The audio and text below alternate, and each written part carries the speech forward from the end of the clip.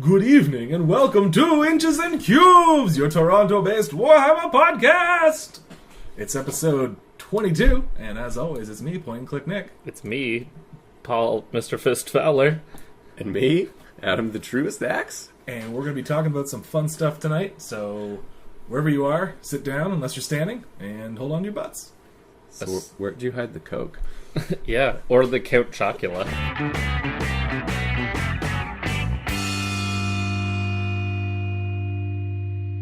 2-inch. That's the count. Yeah. Not Count Chocula. Well, whatever. They're both vampires. Are they? Aren't they? They overlap I mean, in some ways. the only other Count I know is from The English Patient, and that's not a very good movie. Or book.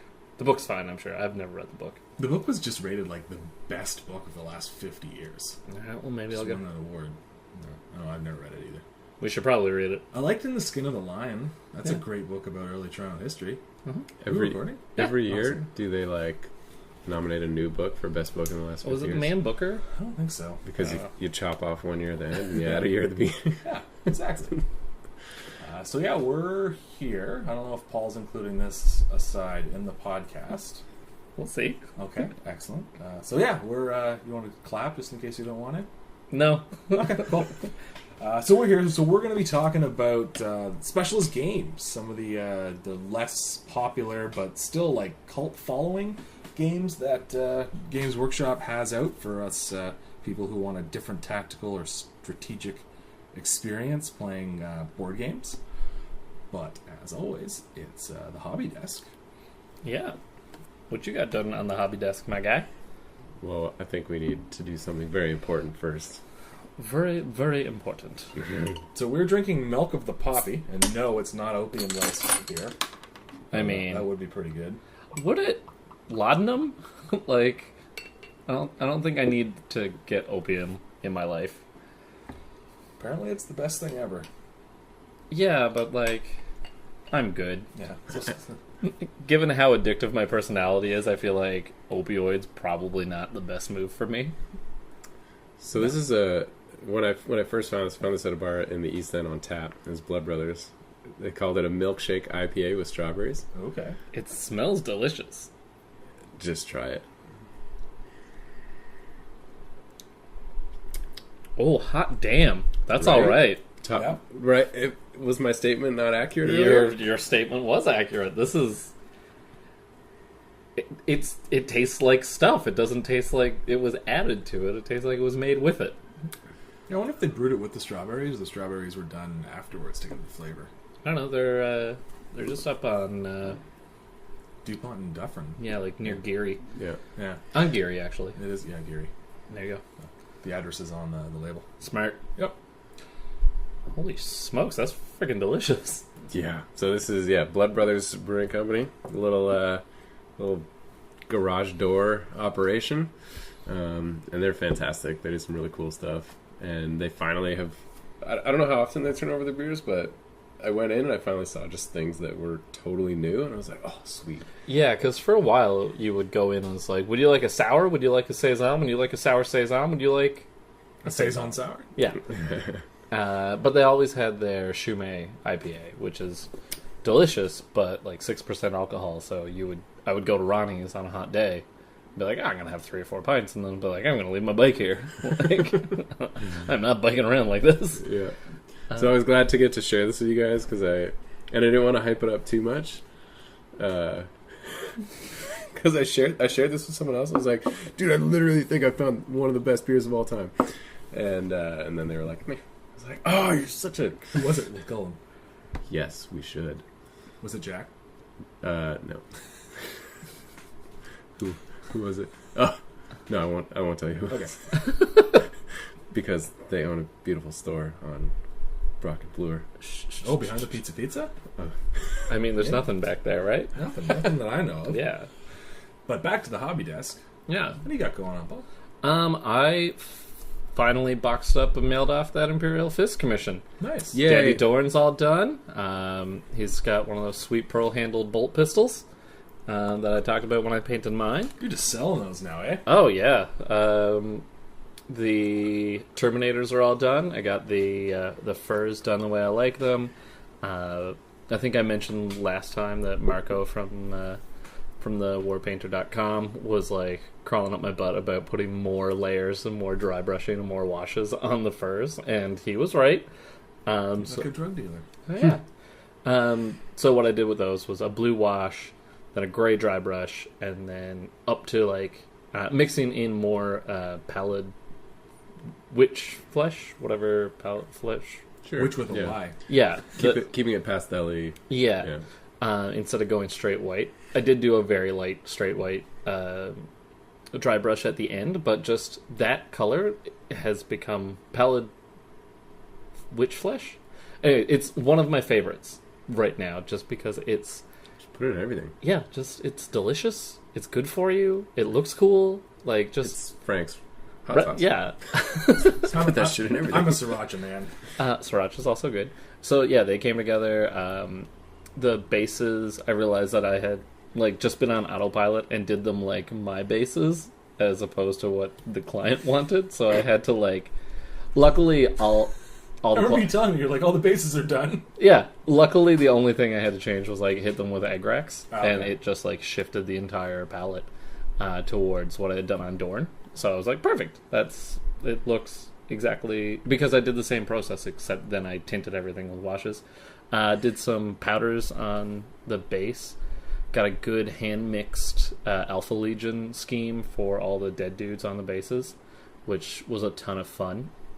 I think I went through it on the podcast last time, but it was just like one of the metallics from Scale 75, which I'm going to try and replace my entire painting range, or like as much of it as I can with Scale 75, because that stuff like just rocks hard. Have you used the non-metallics yet? I haven't.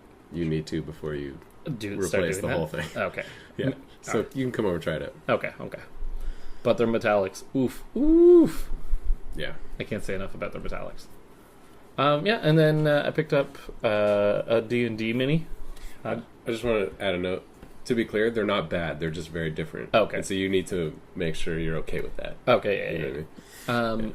like I think I might pick up their flesh recipe, just because I like the idea of that, and I was playing around with the idea of maybe painting a couple of busts in the fall, because I don't have a ton of. Actually, no, I have like a ton of Imperial Fist stuff to paint, but I just want to break from yellow again so bad. I think busts will be fun. Yeah, Let me know what you order, because I'm gonna maybe we'll tag team with you, save on shipping or something. Yeah, like I wanna poke around and see what I can find. So that's gonna be my upcoming thing. Then picked up a Tiefling sorcerer to paint. So he's a man with devil horns and a tail, and he's casting. What do you call it? What's that? A butt arm? A butt arm? Yeah. He's got a tail, but it's prehensile, so I just call it a butt arm. I guess it's more like a butt leg, and all legs are butt legs. So he's got 4 legs then. Yeah, and that's fun. The scale of those is weird to paint because they're so itty bitty, and they come pre-primed, which is weird. I didn't believe that. I primed mine. I went for it. The paint's coming off just from handling, so I got to put it back in the blister pack when I carry it. But yeah, and also a halfling rogue for my other group, because I have 2 D&D groups now. Or just in case we all die in this campaign. It's pretty likely that we're all going to die. So yeah, that's what I've been up to. Nice. Uh-huh. I haven't touched my hobby desk in 2 weeks. Cool. Yeah, that's my hobby desk. Easy. Yeah, it looks the same as last time I was here. Yeah. Cool. I've, of course, been hard at work because it's my job. So finished up a bunch of Forge World Custody stuff, separate from the other Custodies I was mentioning before we started recording. So it's all painted blue and gold. Ooh. Yeah. And it's... oh man, I'm going to need help with the name. So 2 Contemptors, and then the Dreadnought that's bigger than that. The Telemon. Telemon Dreadnought, that's it. Galatus and Telemon. Yeah, so all the different weapon combinations, like he's got 2 fists, double guns of all the different guns. You know what one of those guns is? It's a assault cannon with las cannon barrels. So just You like six look at last it, cannon you're just shots. like, what is that? No, it's just like same assault cannon. So it's got like the thing for when it fires, and then you like look at the barrels and you're like, oh, look at these las cannons. That doesn't. Anyways. It's a Gatling laser. I did, Yeah, but a Gatling gun uses the same sort of feed as like a seed dispenser. That's where Gatling guns came from. So you don't need that bottom thing to shoot your lasers. Maybe it's a focuser. Maybe. Oh. Right. or each tube gets burned out, so they have to constantly rotate them. Yeah, that's fair. Who knows? Also, space magic. Who cares? So that's fun, along with 3 bikes and the 30K bikes. I can't remember. The dick bikes. Yeah, They're Yeah. very they're phallic. very long. Yes, and thin. Anyways, so then I also have a Custodes commission for 40K that I started with like 15 bikes, and so they're all built, and they've got their first base coat of gold on there, along with 8 Alaris Terminators, 3 characters, Oh, no, and someone's actually running the Terminators. That's awesome. yeah, Someone bought them. True. We don't know that they're going to Yeah. run them. yeah. When you got sorry, it's not 18, it's 15 bikes. When you got 15 bikes, who knows how many of the Alaris you're actually running. But then just 5 regular dudes with sword and shield. And so I sped through those as the test models and just had a lot of fun painting them. Like, gold is, I know some people find it tricky, but when you've been painting for a while, like, it's just super fun and easy to paint. And when you get a good method, just rinse and repeat, and it just is, it's a joy. Yeah. So, Like, It's gold. It looks good. We're Yeah. like programmed to like it. It's shiny and it looks important. that's it. Yeah. yeah, and like, I don't find gold tricky, but that's just because, yeah, like, we've been painting a while, and I totally agree that it's highly satisfying to build up. Yeah. Like, you get done a bunch of layers, and you're like, damn, son, I am a good painter. You had a lot of fun painting Dorn, didn't you? I did. I I, agree. I tried out the purple wash that you recommended on the Yeah. gold, and it looks great. Yeah. So just keep rolling with it. It adds so much depth and like cools down the color a lot, because I find like the Sigmarites, they look very warm, like the GW gold and blue scheme, and I think that if you shaded them with a different color, they would look a lot, like, literally cooler, Mm. And figuratively. and figuratively. Yeah. So I wouldn't mind like getting my hand on 1 or 2 of those models just to do, or like see if I can get someone to let me paint them some Shadespire stuff. So Or you just buy the Death Haunt box set and yeah. And you got your ghosties in. I some do guys want to buy a bunch of spookums. They're so good. or just talk to me because I got a bunch sitting in a box. What? All right, we'll talk. the struggle's real. Yeah. It's hard. I actually got a good deal on the Sigmar half of the starter set, which is nice. And then I'm talking to Raph about the another half and a rulebook. So it's gonna be a good time. Good old Raph. Yeah. But then for personal stuff, I'm getting ready for the Hogtowner, so I've been I started yesterday just painting a repulsor, and I'm almost done. So it's nice. Yeah. Nice. Yeah, I got it all oil washed today, and then I've been just frantically highlighting white, and I managed to finish all that, which is sweet. And then I just started working on highlighting the black before I came over here. Nice. So everything's base coated, which is, for me, that's the hard part, because it's like the start of a model starting all over. So I managed to just like drill through that last night, just stayed up late, and it made today just a joy, because now just speed painting white lines while watching the new season of the 100. It's good times. Okay. What's And the board and shield for?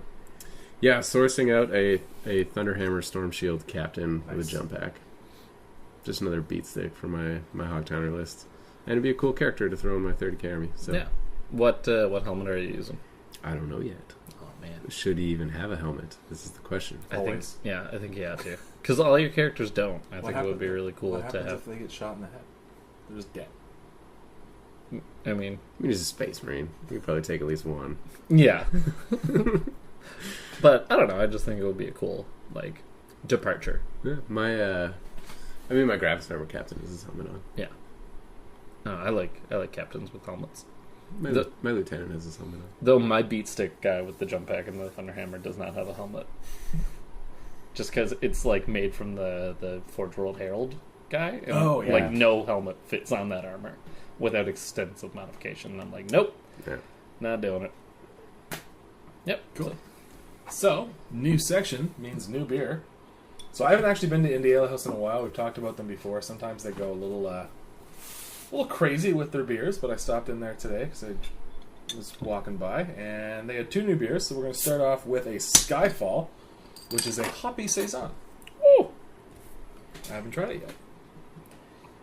Is it named after the Bond movie? Probably not. The Adele song. Man, but I listened. I discovered a version of California Love, like the Tupac Dr. Dre song, done by Sly Fifth Avenue. So it's just like all brass and like string instruments with like an electric guitar, and it just sounds like the theme to if Michael B. Jordan was cast as James Bond. And now I want that.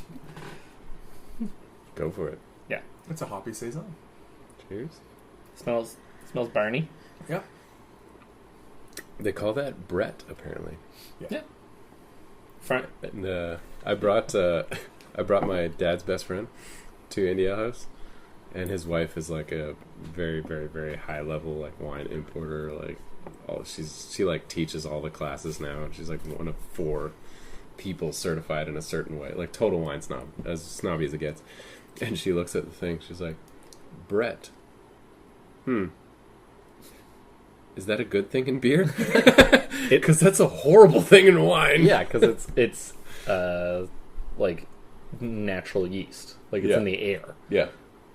So when that gets into wine, it ruins batches or somehow makes champagne. Like that's where champagne started. Cool. Fun fact. Yep. In Champagne. In Champagne. In fact, everything else is just sparkling wine. Kind of like how bourbon made anywhere but Kentucky is not bourbon. Champagne. Champagne. So how about That's games good. played? Yeah, that's nice. Yeah. You got any games played? No! Adam, you got any games played? Yeah, I played a 500-point game of Heresy. Woo woo. What was that, like 3 models? That's so small. Oh, man. Yeah. Who? It's weird. So we started this escalation league, and when it was all like, okay, how do we organize it? They were talking about how many points a month do we want everyone to paint, and I was like, Chaz recommended like, 1,000 points, or we'll start at 1,500 points, and I was like, whoa, that's so much, dude. Like, let's keep the painting to a minimum. You know what I mean? Like, Are you doing a new force? No. Okay. No, I just want an excuse to paint some new Heresy stuff. Okay. Because I got like a Fire Raptor sitting around, 2 drop pods, and my Mastodon. Yeah. Those fit into an escalation league. At the end. Anyways, so it was like, yeah, we'll paint 500 points a month leading up to the next event in the fall. Yeah. Right? And so he was like, okay, cool. And then they started the league, and the games were also 500 points. And I was like, well, that's a little extra. Yeah. It was a little... So I played a 500-point game. So what did you take? Yeah, so I took a tactical squad of 10 in a Rhino. I took a vet squad of 5 So you're done. on foot, and a Praetor. So Yeah. so there you go. And I was up against Space Wolves, and I flank shifted just to put a little more distance between me and those super long charging infantry. Mm-hmm. Flank shifted, took a couple pot shots, kept moving around, and then got a good position on one of the squads, and like just fired everything at it, and only killed 2 Marines. And then went to charge with my veteran squad, and he was like, "Oh, you rapid fired that squad," and I was like, "It's not 8th edition! Yeah. Oh no!" Yeah, it like... And I don't want to... Because I feel like I went off on 7th edition a little bit too hard last time. But it, like... I don't know, it just feels like a less mobile, less fast-paced game, and it's just... There's a lot of times in 7th edition where it's like, you can't do that. Yeah. And like, I don't know, I don't... That just create feel badsies. Yeah, like, I don't like rule sets that are like, nope, can't do it. Yeah. Like, oh. Yeah. So I managed to prevent a charge. 8th edition does that all the time. I know, and That's just a weird comment. there's parts of 8 that I don't like either. Can't charge after you run. Can't shoot after you advance. Yeah, these are fine things, Oh, but okay. like, you know, those are choices. I guess this is a choice tier. I just like being able to shoot an assault. Yeah. Like, do all the things. Yeah, I mean, 8th edition definitely is the edition of GW says yes. Mhm. There's a lot more things. It's like, can I do this? Yes, you can. There's just certainly a lot more. It opened it up a lot more. But yeah, my problems with 7 notwithstanding, because, I don't know, you can still have fun with a 30k game, and I'll probably play one sure. soon. Just not as much. No. Different kind of fun. A more sophisticated tea drinking fun. So I managed to like cover up my mistake, and I went for another charge with the same squad, and I got them like right up there, 3 inches away, and just double ones. Yeah. Oh god. And so then, Did you try to command point it? yeah, that's the first thing I said. Where are my command points? And then just he took out my tactical squad because they jumped out and rapid fired, and I just like didn't kill enough. So that the tactical squad got eaten, and set up my veteran squad to jump in there. They fail a 2-inch charge and just get surrounded by 20 space wolves. You deserve to lose after that. Yeah, the good thing was at least my Praetor challenged Gygor Fellhand to a challenge and cut his head off. Oh, whoa. Nice. So there you go. Did you play before or after the new FAQ? We played after. So what did you do with your vets then? Did you give them scout? Yes, so I just moved them up before Yeah. the game started. That's it. Yeah. Yeah. I like that change. What's the change for listeners at home? So the new FAQ, there's a bunch of changes there, but one of the biggest ones is veteran squads can take like a specialty, and it used to mean you got scout and sniper, and now you just get scout. And I think it just makes it so that they're just not an auto include. So now you're going to take seekers, and now you're going to take Alpha Legion headhunters, and there's just a bunch more specialized troops that'll fulfill the same role. Because everyone was just taking sniper vets. Prior to the Legion and sniper vets was a 80% of lists of tournaments. I mean, I liked it because it was something that my like really vanilla list could like include and be like, hey, I have a cool thing too, because you know the Imperial Fist special troops suck, except for the Templars, but I don't do those just yet. So yeah. If you want to catch up on all the latest on that, I think the Eye of Horus podcast did a great episode on the FAQ. I listened to a couple, and they definitely did the best job. Yes. I hope I got the reference right. Yeah. So yeah, Perfect. go ahead and check that out. But in my opinion, I don't know. At the end of the day, this sniper like wasn't that game changing. The multi-bombing melt-a-bomb veterans that could come on behind and kill all the crazy big tanks you got, like that was probably the more easy mode way to use veterans, because having an extra AP3 shot here and there is like AP2 or 2, sorry. This was kind of like whatever. But, Yeah, fishing for 6 is a lot different than yeah, 10 melta bombs. yeah, and like, yeah, I don't know. Killing a squad of Terminators like could happen here and there if you drop the sniper flamers, which should never have been a thing. It's probably a good thing at the end of the day. Yep. But Oh yeah. anyway. I got rid of all the flamers and put plasma guns on them. I did that for 2 games, and I was like, this is the dumbest thing I've ever done. Yeah. Like flamer snipers? Yeah, sniper Yeah. vets with flamers. I was That's some bullshit. like, that's why I stopped doing it. Like, This is dumb. Yeah. Yeah. That's 1 game, 500 points. It's summertime. It's hard to get in a basement. I have this tickle that I played another game, and I've been like so frantic the last few weeks that I can't remember. Yeah, if you remember it, you remember it. I mean, yeah, I'm looking forward to after the Hogtowner to just like look at my models again and be like, cool, we're gonna play stuff. We're gonna do stuff with these. Yes. So yeah, I played my first game of Age of Sigmar. Okay, talk I about that. played Phil Sylvaneth, the Groots, as James, our friend James, likes to call them, and it was an interesting game. He was walking me through the rules as it happened. I found it very easy to pick up. They've super simplified data sheets. Like, we talk about how much we love data sheets in 40K. The data sheets in Age of Sigmar are just like super simple. There's no toughness. I think we talked about this in the last podcast. It's maybe not. No. But you're basically just, you have a weapon, it hits on a 3, and it wounds on a 3.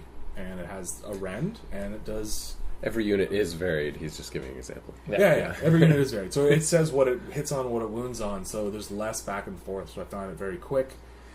Because there's not a lot of shooting, it is very close combat oriented, which I found like really makes like the first 2 turns very uneventful.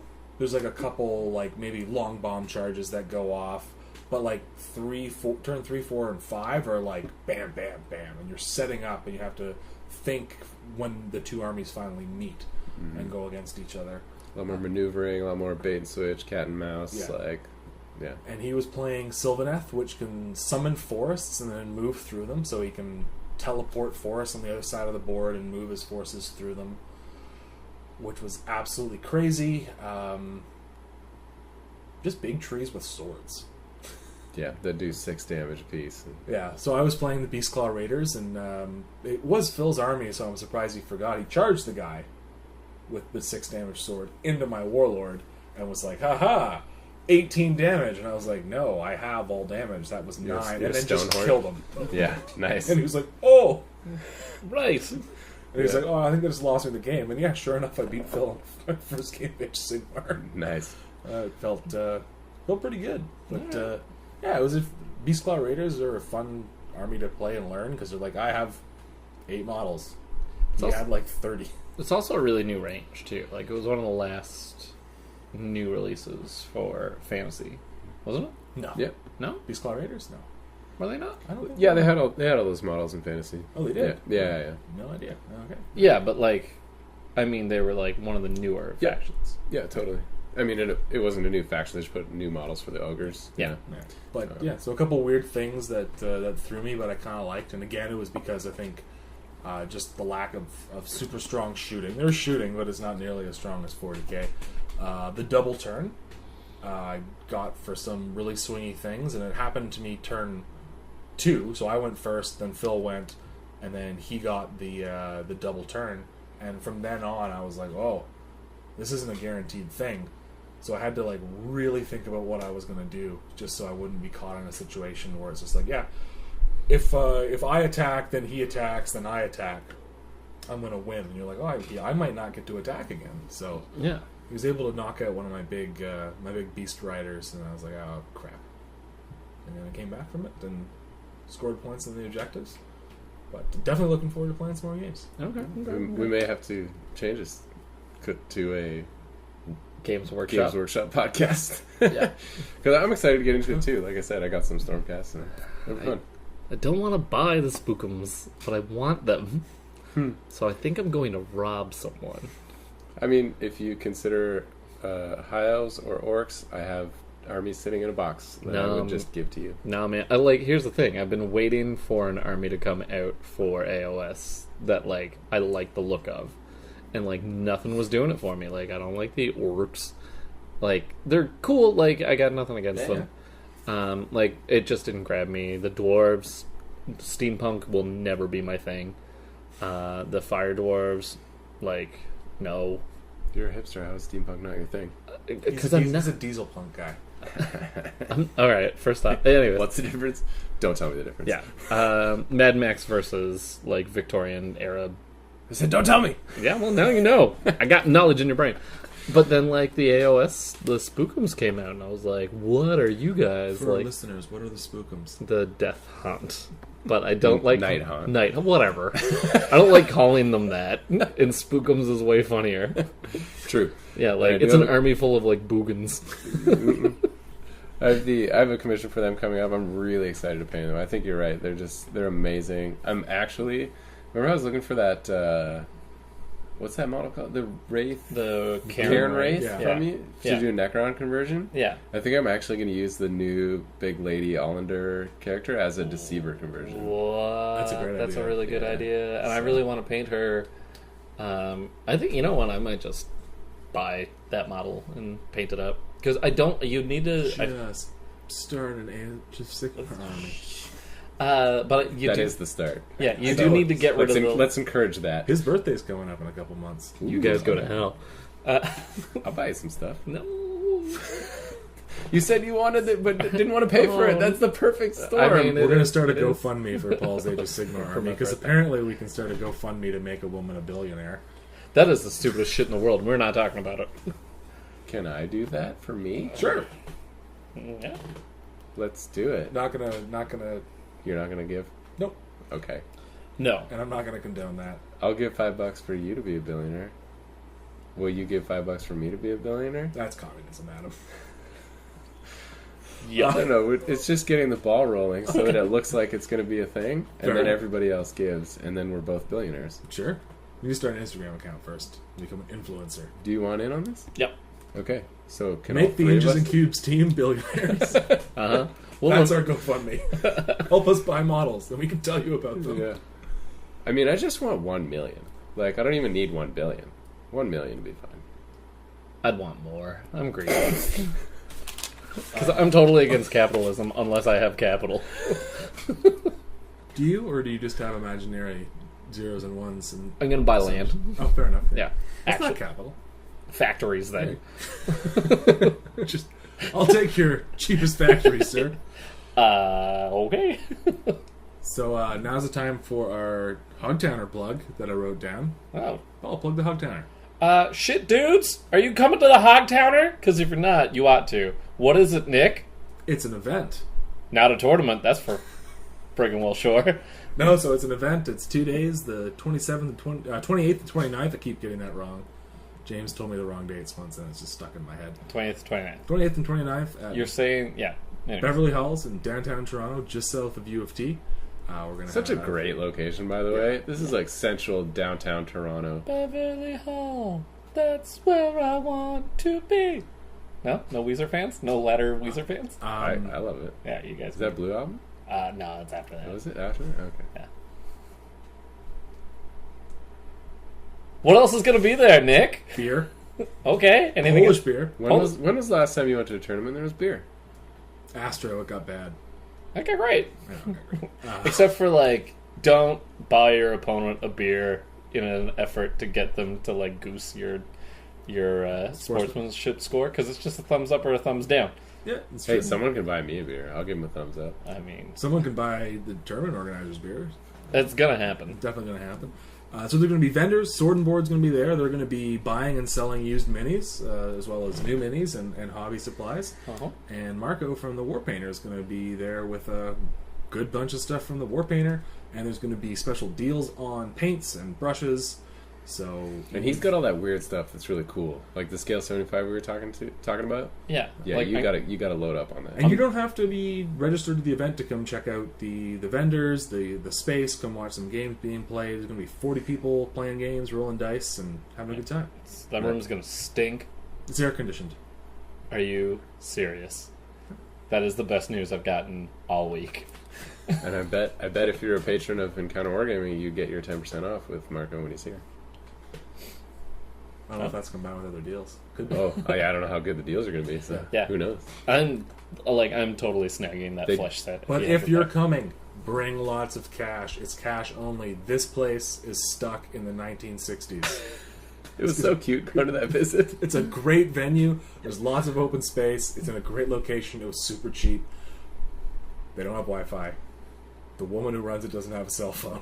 There was no ATM in the building, so bring cash. Yeah. We should post that on the Facebook We'll page. post that on the Facebook page. And if you forget, you're still in downtown Toronto, so there's a bank around the corner. It's true. But bring cash. Yeah. Gangsta Cheese is rolling up to serve us grilled cheese. That's attendees only. That's attendees only, but they'll serve you. You just got to pay for it, Okay. which is pretty cool. Yeah. Yeah, because I'm definitely going to go back for more. Well, we might have some extra tickets floating around for food. Still going to... Anyways. 2 days. It's going to be sweaty. I love this. This is my favorite part, right? Because we get capped out at the Sword and Board. 20 people events. They cap out fast. I'm stoked that we're doing a 50-person event over 2 days. Like, this is what puts clubs on the map internationally. This is what puts events on the map internationally. It's got to be a 2-day event. It's got to be awesome. Yeah. And this is our first go at it, and we did a good job so far. I'm excited. I think so. I want to, I'm really looking forward to glad handing people. Just, going up and being like, how you liking the game? How's everything going for you? Just being a real shithead. Wait, why is that being a shithead? Yeah, like schmoozing. So what's wrong with that? I don't know. Wait till you see how I'm going to be doing it. Okay. He's gonna wear a suit, Full suit. Full... No, you're not. plaid suit. No, I was thinking like white linen. Or Oh, like okay. It's summer. beige linen. It is summertime. Yeah. Yeah. I don't want white linen. That's a different look that I'm not going You're for. gonna get hot sauce and grilled cheese juice all over it. Exactly. But yeah, no, come out to it and have a lot of fun. And if you're not registered, just swing by or register right now. Yeah, and stay tuned for a word from one of the sponsors that's going to be there. Battle Brothers Studios is a commission painting studio in Toronto, Canada. We want you to walk into the battlefield looking your best. So, if you're having trouble getting all your minis painted, or are in a big rush to get some stuff done for that next event, then let us know.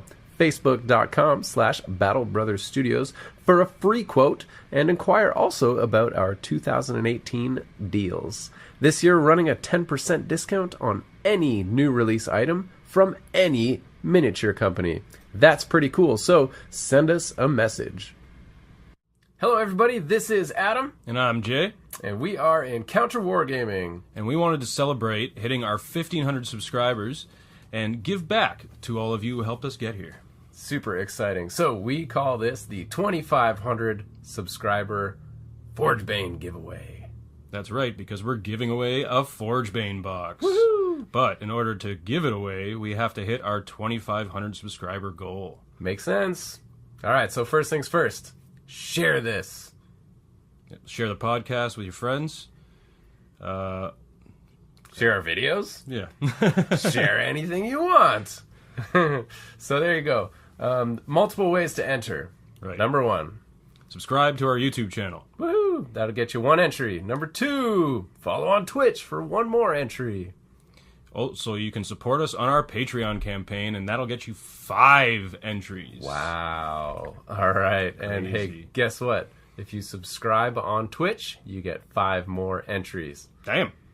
And lastly, for all of you who are listening to the podcast right now, go on and leave us a review, and we'll get you 1 more entry. Bonus. Guys, this is a big thank you for all the support that you have given us over the last couple years. Absolutely. Thanks to everyone out there for making this a wild ride for us. Hopefully we can give one of these boxes to one of you lucky people. Sweet. Hey, remember to share, and we will see you at our next encounter. G'day. How are you now?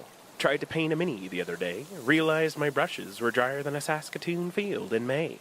So I did what any reasonable man in his mid-30s would do, and I hopped over to thewarpainter.com to resupply. Thewarpainter.com is Canada's greatest hobby store for all things hard to find. Scale 75, Broken Toad, The Army Painter, and Valet Ho. All supporters of Encounter Wargaming get 10% off their first order with the code EWG10.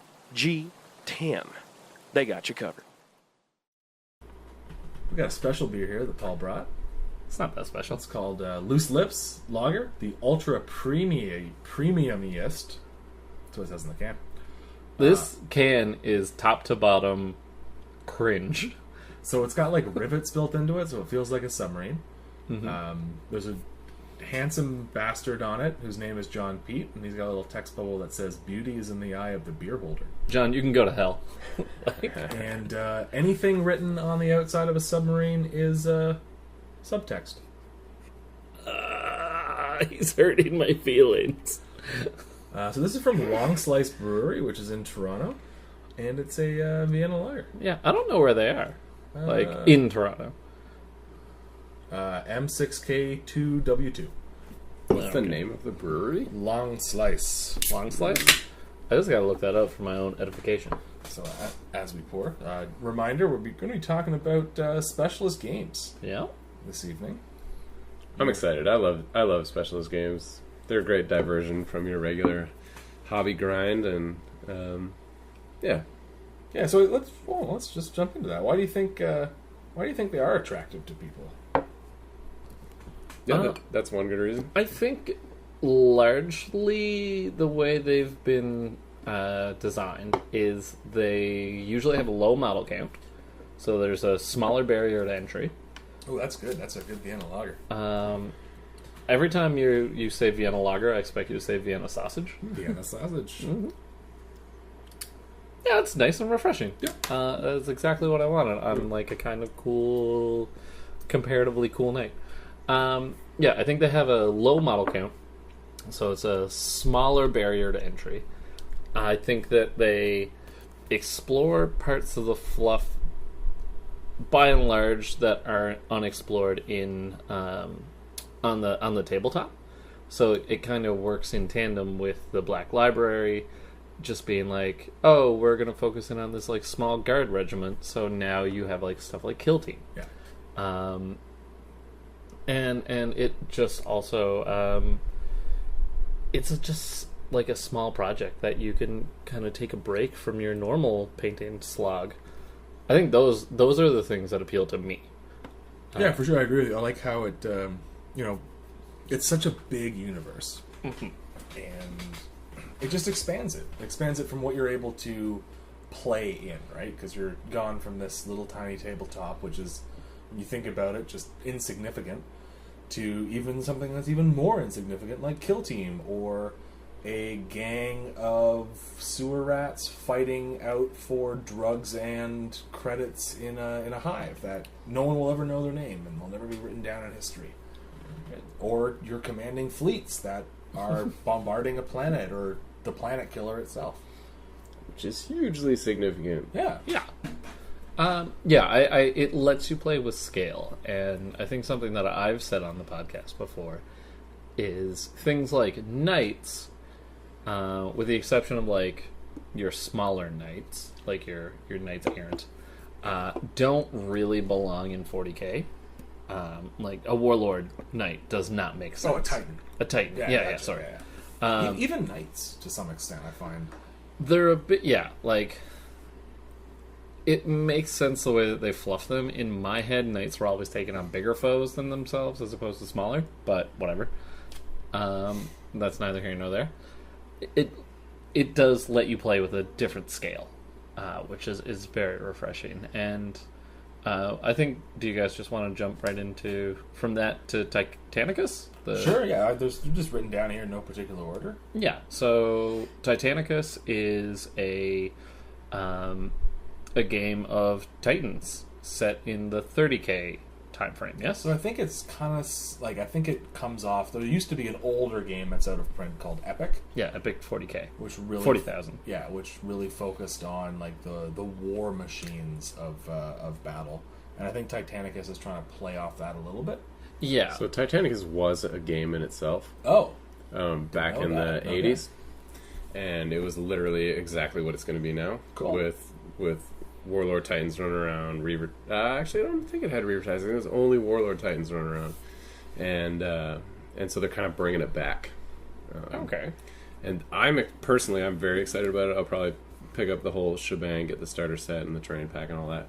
Because this is an excuse to use Warlord Titans, which is amazing. Yeah, and it's the only way that most people are going to be able to do it. Totally. I mean, what you said, right? Like, if you see a game going on with a Warlord Titan in it, it's like, great, have fun for the next 2 days, because you're probably playing Apocalypse with like 20 other people. Well, and it's like I recently saw a picture from Warhammer. I think it was Warhammer World or one of the Games Day where they had one and someone was playing with a Warlord.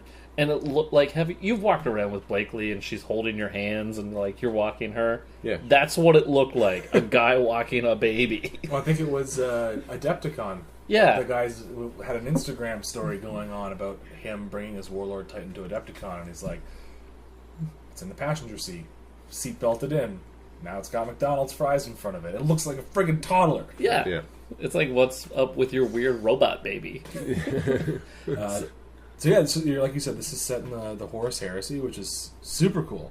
I think it's an interesting time to set it in, but I guess it makes sense because Titans otherwise wouldn't be fighting each other too much. I mean, Chaos has Titans, but yeah, you wouldn't be able to do it with the same models. No, and I think this is a Forge World thing. Yeah, it's going to be Forge World, and if you're wondering about the scale, a regular Knight Errant is about the size of a Guardsman. Okay. The height of a Guardsman, or like a big humanoid. So I made this joke before, and I wonder if it is possible. I wonder if a Warlord Titan's going to be like knight sized. That's the rumor. That's the approximate size. Yeah. Yep. So, like, the photo for scale I'm looking at right now is the knight. So the knight from the Knight Codex, the first one that came out, next to a Blood Bowl Dark Elf player. Cool. Yeah. And they're about the same size. So Nice. a knight is the size of a space marine. Yeah. Yeah. So the models, this is a new game that's going to be coming out. The models look gorgeous. They just look like scaled down 28 millimeter heroic scale models. Like the Warlord Titan looks like a Warlord Titan. If you show me a picture of that, you're like, that's my Warlord Titan. Yeah. I believe you. There's Totally. Reaver Titans. I always love the look of Reaver Titans. Really? I think they're super cool looking. I think they could have taken this opportunity to update them a little bit. Well, I guess they just can't. Like, Yeah. And then Knights. No Warhounds, which I'm kind of bummed out, because Warhounds are my favorite Titans. They will come out. Yeah. That'll be the next Cats? Forge World expansion. The Mad Cats, for sure. So this is a full game that's interesting in that they're selling it with tiles. Like, to play on. yeah, that's It's just going to have a gaming board support as well. Yeah. That's all. Which is Just super because cool. it's a different scale. I think it's a nice support to be like, all your terrain that you have is not going to work, so we're going to put out a product that's going to allow you to not have to work so hard about redoing all of your custom-made terrain, Yeah. which is nice. And the buildings look super sweet. I'm surprised they did them in a totally different style than kind of the terrain they've put out for 40K, but it also, I don't mind, because it also looks amazing. I'm sick of ruins. Yeah, there you go. Like, I do like the intact building style quite a bit. I think that's something that should be strived towards more so. Did you ever play? I guess you're my age, so you never played Titanicus because No, I it came didn't. out in 1988. Yeah. No, I did not. That's 2 years after I was born. yeah. So I it's- would be a wee lad of 3. But yeah, I'm excited for it. It'll be cool. I think it'll be cool. It'll also, like, if I can get my hands on it in a timely fashion, it would let me do Hawkshroud. Actually, but I don't want to paint yellow. Yeah, so the If that's a Space Marine, That's that's probably a Dread Knight. Yeah. at least a Redemptor Dreadnought, right? Yeah. So not quite knight sized, but they're gonna be big. Yep. But yeah, I would like it. It would be really cool. Actually, you know what? I would do that spooky beige house that has the scorpion. Malanax. Malanax. Trader House. Yeah, because I got enough good guys. Yes. Well, Necrons. Necrons are good. Okay. Trying to restore bloodless order to the universe. Sure. Sure. Why not? Yeah. So yeah, that's Titanicus. It's not out yet, but it is getting a lot of buzz, and it's going to scratch a lot of people's itches. Yeah. Yeah. And I think it goes to say, like, I want to have a Warlord Titan. So many people are like, I want to have a Warlord Titan, and it's like, it's going to be cool to field something that's just like, hey, I've got a 6-barrel volcano cannon. Lols.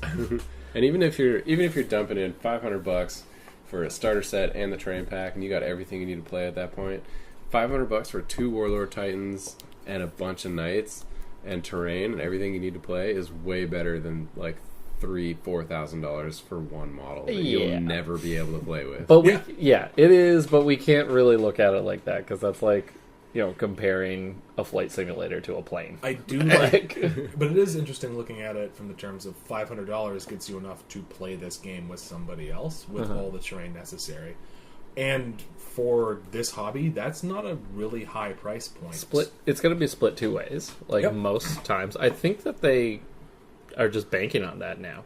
Well, it might not be 500. What I heard was Well, the starter set will be cheaper. I was adding on the terrain pack. Oh, okay. So you have terrain. I heard like the Grandmaster Edition, which will feature some, even if it's just cardboard terrain, is going to be from 160 to 190 Yeah. pounds. Yeah, I think it PvP, just comes baby. with just a few of the buildings. So you can get the full terrain pack for a full Right. 4x4 table so the starter set with both sides, and then the full terrain pack I think is, if I remember, I priced it out 2 months ago when I saw the rumors okay, about it. yeah. It was about $500. Okay. And that's, compared to what we spend on full armies, to be able to get something up and playable with a friend within probably a couple weeks of getting the box, It's pretty reasonable. Yeah. Yeah, I was out for a walk with a friend, and she was just like kind of asking me about Warhammer, and she was like, "How much do you think you've spent on that?" And I just threw myself in front of a bus and died. it was like, this is way better.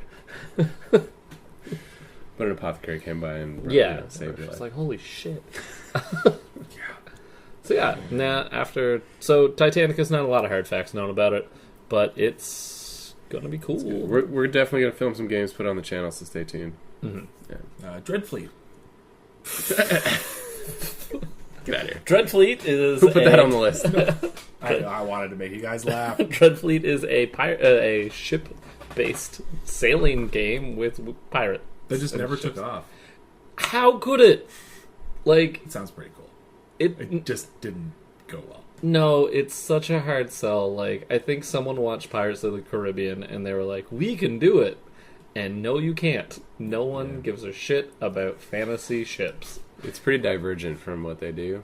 Mm-hmm. And, like, I know they do Battlefleet Gothic, but there's just, like, 40k has always been the more popular game. And also, like, what fantasy player was like, this is a cool game, but you know what I'd really like? The pirate ships in this world. Like, no one said that. No. Like, War Master was Maybe cool. one guy. Because it was, like, a huge scale for that, and it was, like, Epic 40k for... And even that died. Yeah, and even that died because, like, no new players were playing fantasy at the time. Yeah. So, I think they could launch it, like, in 5 years, and people would be like, oh, that was a cool idea. I love it when I goad Paul into a rant. It's so easy. I said 2 words. I said Dreadfleet. Because I'm so high-strung. Yeah, it's interesting because, like, on face value, you're like, that's a cool idea. I would love a, like, 1810 ship-based, super simple Napoleonic naval battle game. That sounds so much fun. Would you buy it, or do you just want to live in a world where it is? Yeah. That's the thing. Like... Also, I could just go around and break open ships and bottles and be like, boom, model done. Really? Because I was going to use a giant turtle. I mean, you can do that in Age of Sigmar. You can do that in 40k, apparently. No, you can't. Who's doing the big turtle in 40k? They were little turtles. But Speaking of turtle. Turtle. Who actually got this one? I don't even know. Me. So I that's, just opened it. Here, you go for it. So that's a Lone Pine IPA. It's one of my favorite beers. It's from Sawdust City. And like they're, top 5? if it's on the menu, I'm going to order it. So yeah, I'm going to say top 5. They're out in Gravenhurst, which is a ways away. North. Hour and a half? Yeah. 2 hours? Oh, 2 hours. Yeah, 2 hours definitely. And Lone Pine IPA.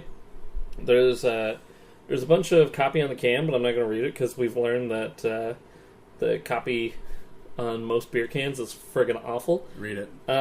You approach the solitary windswept pine as it sits stoically on its tiny perch of Canadian shield, and you wonder to yourself, why does this beautiful tree stand alone?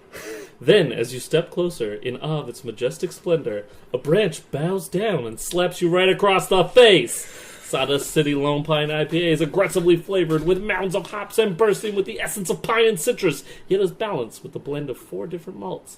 Like that truculent tree, each glass is like a pine bow across your face. You totally wrote this, didn't you? No, but That was good. also That was solid copy. true because it reads like a roguelike game description. And it slaps you across the face. It's alive. It's the tree from Evil Dead. It's the giving tree that's done with your shit. I take now. You know what? I take it all back. Sawdust City, you did some damn fine can copy. But That's high praise from Paul. that's the exception that proves the rule on this one, though, because Because if it's not that, it's the shit that was on Loose Lips. Oh, that is dank. Oh, yeah. It's like, this is what I like in a beer. It's really bitter. It's, yeah. we have a lot of IPAs tonight. I'm starting to lose my taste buds. No, this one's nice. I just It's like the pretty easy. alliteration for truculent tree. Yeah. Also, I said bow instead of bow, but whatever. I'll fix it. English is so weird. Yeah. I do crosswords at lunch at work, and one of the guys is Polish, and one of the guys is Quebecois, and they're just like, that doesn't make any sense. I'm like, English. Yeah, English. I'm sorry, English is the thieving magpie of languages. So, like, that doesn't make any sense. Like, that doesn't rhyme. It's like English. Yeah. But like, there's also like a culture around crosswords that, like, if you are in with crosswords, you know how they kind of work, because there's certain clues and things that always come up. Mm-hmm. Oh, for sure. And you just have to be in the know, and they're like super specific. Yeah. Yeah, and there is like a sort of literacy of the way that a clue is written. Yeah. We usually kill them. Yeah. Got through 2 today, which is nice. I'm a big fan of the big one that the Globe and Mail puts out Every year? Yeah. Yeah, that one, we did that one summer. We just had it, like, on the table at the cottage, and, like, everyone would come in and... Like, kill a couple of clues. Yeah. Yeah, it was tough. Nice. Uh-huh. It was a lot of fun. I used to do the Metro every day. It was fun. Nice. Obviously, the 24-hour was like super easy. Yeah. Like, Well, welcome to Inches of Cubes, the Toronto-based Crossword crossword. Oh my god, can Your you... clue today is Carpenter's File, 4 letters. Rasp. You got it so quickly. Yeah! I know my way around a carpenter. So, Blood Bowl. I know next to nothing about American football and even less about Blood Bowl. I know that we just had the World Cup of football. Mm-hmm. That's very different game. Yeah. Soccer. That's soccer. Yeah, that's the game where you actually use your feet. Uh-huh. Yes.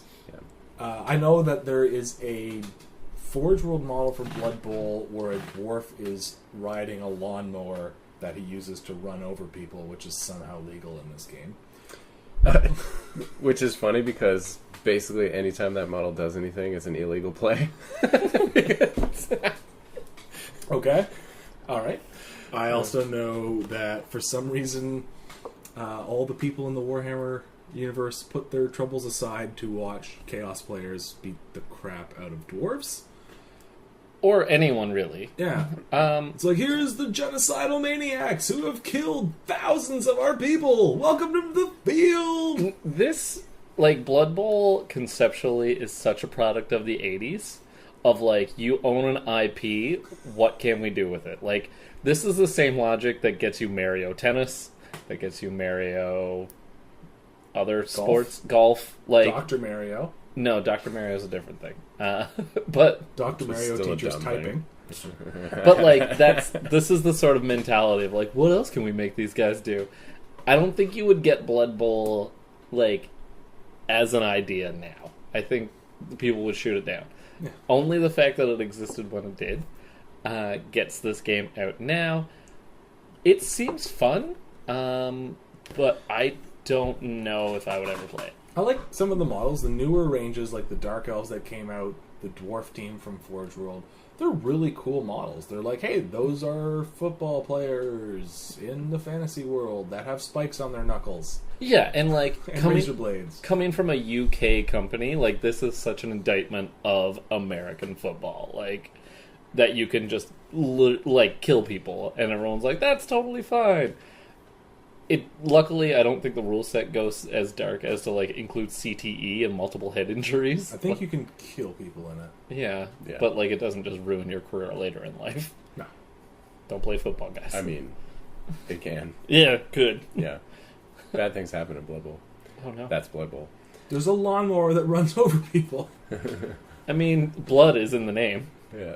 So the cool thing about this is that the community has kept this game alive for so long, right? Like people loved it. There's so many third-party companies that make models for this game because it just stayed alive. And there's so many huge events, like ridiculous size events, like thousands upon thousands of people coming together Nerds. to play Blood Bowl, which blows my mind. Like For a dead miniature game that only recently got revived, but basically for 15 years was a dead game. I've seen one game of this ever played, and it was between Tristan and Doug like 3 years ago at Sword and Board, and I had nothing else to do on a Saturday afternoon, so I just sat and watched, and I was like, I don't know what's going on. See, Doug is the exact right like demographic for it. Like, he's a nerdy guy. He loves sports. He literally loves the CFL. Loves the Argos. Loves the Argos. Big shout out to Doug. Yep. I mean, that guy. I don't even know who this guy is. Oh, Doug? He's like a straight up credit to the hobby. Like, he's just like. He used to be in Toronto. He moved out to Kitchener. He's got the Space Marine Army that's totally Vegas themed. Yeah. He must have just left right when I joined the club. All of his dice are actually Vegas dice. He rolls with them, and that's why he blames his bad luck. He's like, these are actually statistically likely. Yeah, because they have like really sharp edges. Yeah, like he uses the casino dice, the big ones. Yeah. Like that guy is like you. When you were reading White Dwarf in the '90s, you read about a guy like Doug. Like, and when I met Doug, I was like, oh yeah, this is like classic GW dude. I love this guy. Like, yeah, just I can't say enough nice stuff about Doug. Man, I don't understand Blood Bowl. Yeah, so there's actually a huge Blood Bowl following in Toronto. Yeah. It's the Hogtown Blood Bowl League, different from Hogtown 40K. All right. Get the brass knuckles. That's we can have a fight. Well, they have a lawnmower, but they have a great concept for their Blood Bowl leagues, which I think is really neat. That I think we're trying to take a little bit of inspiration from for our Necromunda thing, where they constantly have this open league going. So you start your team, and then it's always growing, always changing, and then you enter in a couple times a year. They do like the playoffs, okay, right? Where it's like, okay, now it's time to get competitive. Everyone's been playing the regular season, and now it's like serious time. I like that idea. And you enter in with the team that you have, and you go hard. Paul's gonna stab a knife through your hands onto the table. Sorry. It's been a while. It's been like a month since Yeah, I've I done know. a podcast, You took a little break. I've got too loosey goosey. It's all right. That's all right. Yeah, as long as there's grace at the table. Yeah. And so you just go hard and you determine a winner who's like the winner of the league for that year. I like that idea, and I like. Are we done with Blood Bowl? I got to get my Advanced Star game painted up because that's with the Necromunda thing. I love that idea. Do it, yeah. So we're gonna start in like a playoff type environment, and then I was like talking. Yeah, who knows? Who knows what it's gonna go next? Shift it to Necromunda. Yeah, let's do it. You know what? Let's do it. One, I feel like anybody listening to the podcast knows what Necromunda is. It's urban gang warfare in a hive. A hive is a city of millions of people, trillions of people piled on top of each other, and the under levels are kind of underhive. The underhive is ruled by just the meanest people and the strongest guns and arms. It's literally a comment on modern. Say it. I'm not doing it. Say it. No. Say it. You say it. Say it. Mm-mm. Social structure. Ah! The top squeezes the bottom. And quite literally, too, right? So you got the bottom underhive. You've got the spire people who are like just inbred, rich, crazy people who have no idea what's going on. The hive is so heavy that it slowly is crushing the people who live at the bottom levels. Mm-hmm. But they still need the people at the bottom levels to run their factories, to give them their drugs. Did you guys see that movie with the Snowpiercer? Snowpiercer. So good. Yeah, imagine Snowpiercer on its like butt like pointed city up. Scale, yeah. Yeah. That's what it is. That movie's messed up. I like that movie. It's a good movie. Yeah, I don't know why Captain America was doing the stuff he was doing, but he did it. Wait, what? Chris Evans was... I don't think he was even Captain America at that point. Was he in that movie? Yeah, he was the main character. Was he? He's the guy. He's one of the Chris's. Oh, he just, like, had a little bit of facial hair, I guess? Yeah. Huh. Cool.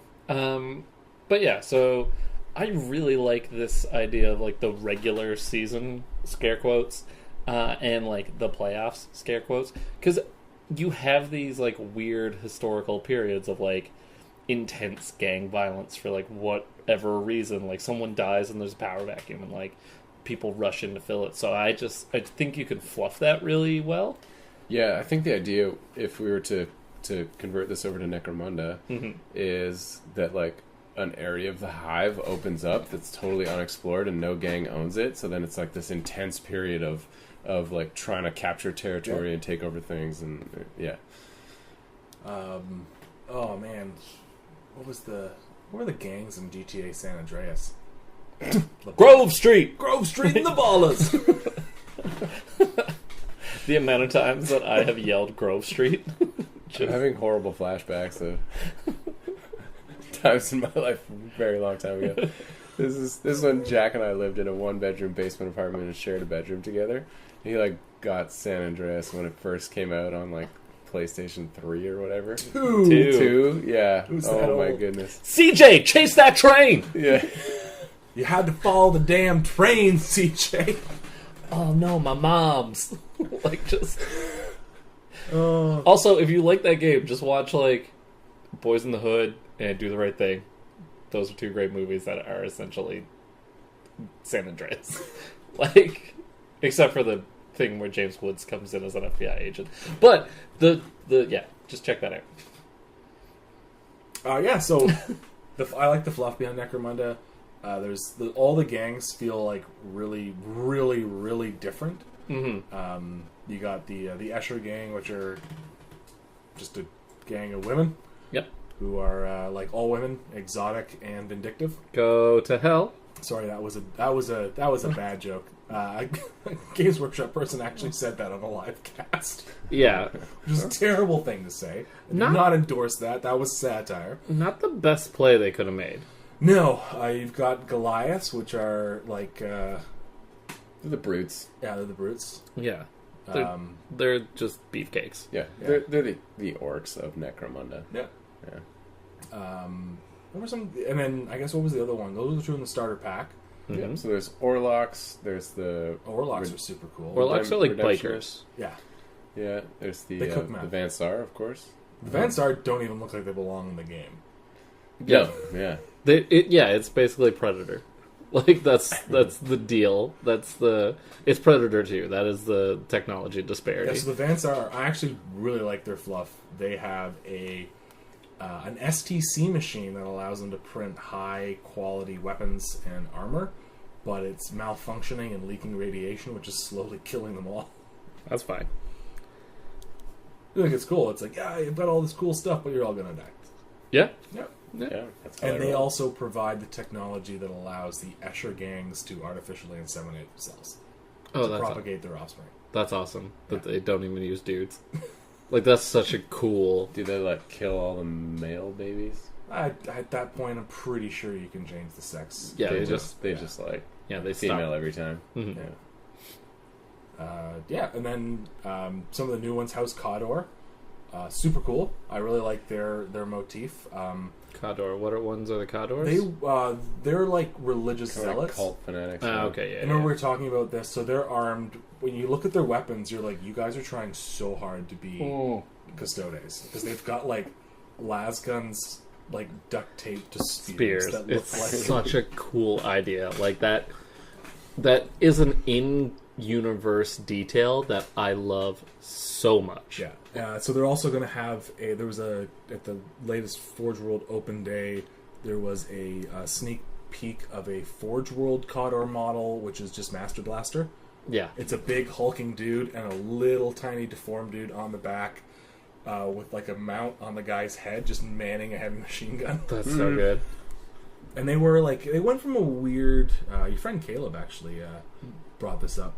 They went from a weird like Franciscan like penitent mask to like a medieval Renaissance Joker mask, which is kind of weird, but it's the same motif. It's like I think they're trying to differentiate them a little bit from when they put out the Redemptionists, who are like, if the Cawdor are like cult fanatics, like the Redemptionists, like or the church goers. You don't even. I mean, you don't even know what those guys are. Yeah. They're like even more crazy than that. Yeah, like. Yeah. Remember in the terrible Sylvester Stallone Judge Dredd movie where they crash land with Rob Schneider in the desert? Uh-huh. And they meet those people? And yeah. I forget the name of the family. And it just turns out they eat people? Those are the Redemptionists. Okay, neat. And Mean Machine, the guy with the big giant arm and I actually really like the design of that movie. Yeah. It's just that it sucks. Like, that's the big problem with it. It's that it's top to bottom garbage movie. Yes. Because he took off his mask. The new Dread, highly endorsed by this podcast, I think. So good. Have you seen it? The most recent Judge Dredd? Yeah. That's pretty good. With Carl Urban. Yeah, the one, it's some, like, just big urban building. Yeah. And he just goes and wrecks face. Yeah. Yeah. Literally shoots so many people in the face while never showing his face. I feel like there's some sort of metaphor there that we won't unpack on this podcast. Eomer? No, I think go to hell. Who's Carl Urban playing Lord of the Rings? Yeah. Eomer. That's what I thought. Yeah. He just is in. I love that Carl Urban's that just him? like Yeah. made a career of just like, I'm gonna be in cool nerdy movies. Yeah. Yep, I'm Executioner in Thor Ragnarok. Like, yeah. In my mind right now. Oh, you know what I'm gonna be in? I'm gonna be in Chronicles of Riddick. You know what I'm gonna be in? I'm gonna be in Star Trek. You know what I'm gonna be in? Probably Star Wars eventually. Yeah, he's Bones. He's Bones. Dr. McCoy. He's the new Doc McCoy. Yeah, like if Nice. he's just turns up in like Love this nerd guy. movies. It's like he's totally given up on like scare quotes mainstream movies, and it's just like, no, just make me a nerd every time. He actually had a great TV show where it was like set a couple years in the future, and he was partnered with like the first android detective. Oh, Almost Human. Yeah. Yeah, that was like one of the coolest shows, and like was huge amongst like queer I theorists. loved it. Because it was like, what does it mean to be a person? How much a better person can you change before they're like not a person? Yeah, and they're like, we gave this android feelings, but it was defective. Like, yeah, well, there's lots of people with feelings that are defective walking around. Great show. Check it out. I don't know if it's on Netflix, but it was like one season, but it was super good. All right, so you guys looking around wondering how we got from here Just from- like a from- 5-minute rant on Carl Urban. I love Carl Urban. So do I. Friend of the podcast, Carl Urban. Yes. Um, That makes two. yeah, so Necromunda, it's can we talk about the mechanics for a little bit? Who have you played it, Adam? Yes, lots. All right. Adam's in the fridge digging for beer. Technical difficulties. Yeah. I played this game a lot. Okay. Back when it had the big hardcover Hazard Stripe rulebook a long time ago, and it was this is like part of my glory days of playing miniature war games. Nice. Like these are my most fun times ever playing miniature war games. Was just leveling up a gang, owning territory, doing all the like seeing it evolve, and it was just amazing. And I still own that gang. It's somewhere in a miniature case in my closet. So, correct me if I'm wrong, but Necromunda adds like an RPG element. Totally. Yeah. No, it's less so now. Okay. I've played 4 games of the new Necromunda, and I found my characters didn't change that much. Like my gang didn't change that much, and the way that it works with like actually owning territory and creating income and all that is very, very, very watered down. So it was like the way I generate income is the exact same as the way you do it. Whereas before, like you randomly roll these territories that you own, and they give you special abilities, and they all generate income in different ways, which significantly impacted like how your gang operated on the table as well, which was really cool. So a little sad that new Necromunda maybe doesn't give as much of that type of a feel that old Necromunda did, but I think it's maybe good in the way that you can kind of just show up and play a game and have it be fairly even no matter what. Nice. So Gonna pause for a surprise beer. A surprise beer. Yeah. no explanation before the taste? No explanation before the taste? Do it. You can give the Oh. name. No, I can't. Okay. Oh. I can't. Super secret. Don't drink that yet. We also have to put a bag over our head before we drink it. Yeah, so like in terms of gameplay, how is it different than like 8th edition Warhammer? So like obviously each guy acts independently and has different actions, but like oh, that smells sour.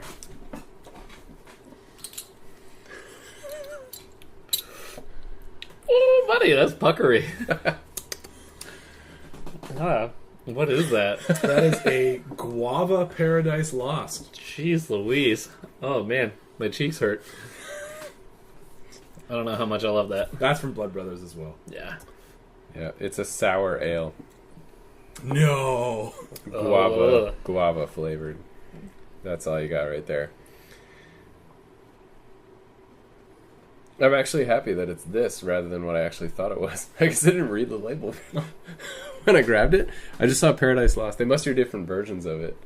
Oh yeah, I think that's guava with the. Yeah, so I guess I grabbed that instead of what I thought I was grabbing, which actually, I like this better. Sorry, your question was? Just like take me through a turn of Necromunda. Yeah. It's the exact same as 8th edition 40k, right? Move, shoot, fight, sort of. Mm-hmm. But you alternate model after model. Okay. Mm-hmm. And are there tricks to like chain activations kind of thing?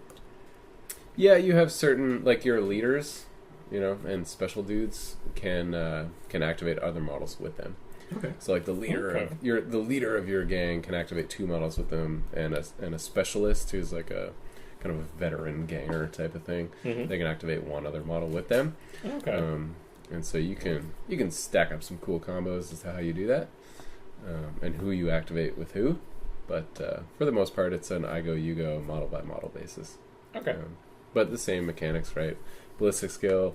It's got some modifiers to hit, which if you play 8th edition 40k, you'll be used to. They work a little bit differently because it's more to do with stuff like cover, rather than the model's innate ability, like an Alatok Eldar. It's like, I'm super stealthy. It's more like, I'm behind cover, so it's harder to hit me.